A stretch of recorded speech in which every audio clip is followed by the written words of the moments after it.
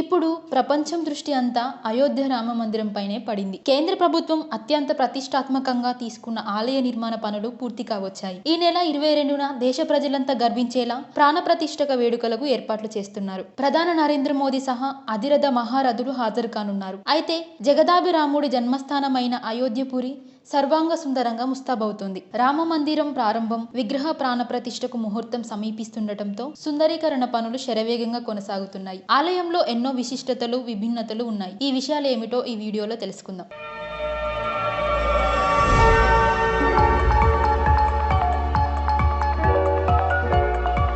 అయోధ్య రామ మందిరం నిర్మాణానికి 2020 ఆగస్టు 5న శంకుస్థాపన చేశారు. ప్రస్తుత రామ మందిరం డిజైన్ 1989లోనే రూపుదిద్దుకుంది. ఆలయ ఆకృతులను రూపొందించడంలో నిష్ణాతులైన సోంపుర కుటుంబీకులు ఈ డిజైన్ ను అందించారు. అప్పటి విహెచ్పి అధిపతి అశోక్ సింఘాల్ విజ్ఞప్తి మేరకు ఆయన అయోధ్యకు వెళ్లి భూమిని పరిశీలించాలని నిర్ణయించుకున్నారు. కానీ అక్కడి కట్టుదిట్టమైన భద్రత నడుమ అది కుదరలేదు. దీంతో ఆయన భక్తుడి వేషంలో లోపలికి వెళ్లి ఖాళీ అడుగులతో ప్రాంగణాన్ని కొలిచారు. అనంతరం డిజైన్ ను రూపొందించారు. ప్రపంచంలో 3వ అతిపెద్ద హిందూ దేవాలయంగా రామ మందిరం రూపుదిద్దుకుంది. ప్రస్తుతం అంకోర్ వాట్లోని దేవాలయ సముదాయం ప్రపంచంలోనే అతిపెద్ద ఆలయంగా రికార్డులో ఉంది. తర్వాతి స్థానాన్ని తమిళనాడులోని తిరుచిరాపల్లిలో ఉన్న రంగనాథ స్వామి ఆలయం ఆక్రమించింది. మందిర నిర్మాణంలో నేల, గోడలు, మెట్లు, పైకప్పు ఇలా అంతటా రాతిని వినియోగించారు. ఎక్కడా ఇనుము, స్టీల్, సిమెంట్, కాంక్రీట్ వాడలేదు. యూపీ, గుజరాత్, రాజస్థాన్ నుంచి ప్రత్యేక శిలలను తెప్పించారు. ఆలయానికి సమీపంలో కరసేవక్పురంలో 30 ఏండ్ల కిందటే రాతిని చెక్కే పనులను ప్రారంభించారు. గత 30 ఏండ్లుగా దేశం నలుమూలల నుంచి సేకరించిన 2 లక్షల ఇటుకలను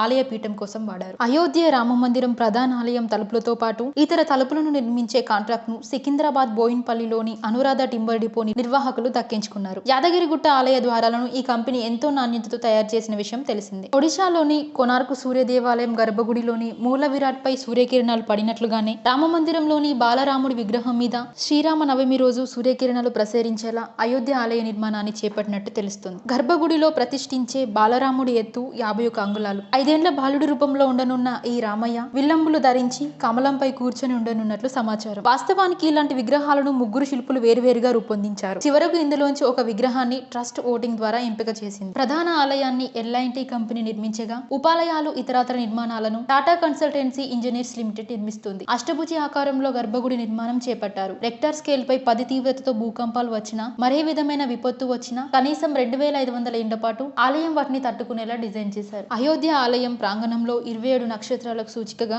27 మొక్కలను గతంలో నాటారు. భక్తులు తమ జన్మ నక్షత్రాన్ని, రాశిని అనుసరించి ఆయా చెట్ల కింద కూర్చొని ధ్యానం చేసుకోవడం కోసమే ఈ వాటికను ఏర్పాటు చేశారు. ప్రపంచవ్యాప్తంగా 7 ఖండాల్లోని 115 దేశాల్లో నదులు, సముద్రాల నుంచి తీసుకొచ్చిన నీటిని, 2587 ప్రాంతాల నుంచి తీసుకొచ్చిన మట్టిని రామాలయ నిర్మాణంలో వినియోగించారు. వసుదైక కుటుంబం అన్న భారతీయ భావనను ప్రతిబింబించడానికే ఈ నిర్ణయం తీసుకున్నారు. అయోధ్యలో ఓ చిన్న టైలర్ దుకాణం నడుపుతున్న సోదరులు భగవత్ ప్రసాద్ పహాడి, శంకర్లాల్ శ్రీవాస్తవ రామయ్యకు లావణ్య వస్త్రాలను తయారు చేస్తున్నారు. 3 దశాబ్దాల క్రితం శ్రీరామ జన్మభూమి పూజారి లాల్ దాస్ శ్రీరాముడికి వస్త్రాలు కుట్టే పనిని భగవత్ ప్రసాద్ తండ్రి బాబులాల్ కు అప్పగించారు. అప్పటి నుంచి ఈ కుటుంబమే స్వామివారికి వస్త్రాలు సమకూరుస్తుంది. ఇంతటి విశిష్టత కలిగిన అయోధ్య రామ మందిరం ప్రాణ ప్రతిష్ఠ కార్యక్రమాన్ని ఈ నెల 22న ట్రస్ట్ బోర్డు ప్రతిష్టాత్మకంగా నిర్వహిస్తుంది. ఇంకెందుకు ఆలస్యం? మీరు మీ కుటుంబ సమేతంగా విచ్చేయండి. మీ బంధువులను కూడా తీసుకెళ్లడం మర్చిపోకండి. శ్రీరాముడి సేవలో తరించండి. మరిన్ని ఇంట్రెస్టింగ్ updates కోసం subscribe News Today and don't forget to download the News Today app from the Play Store.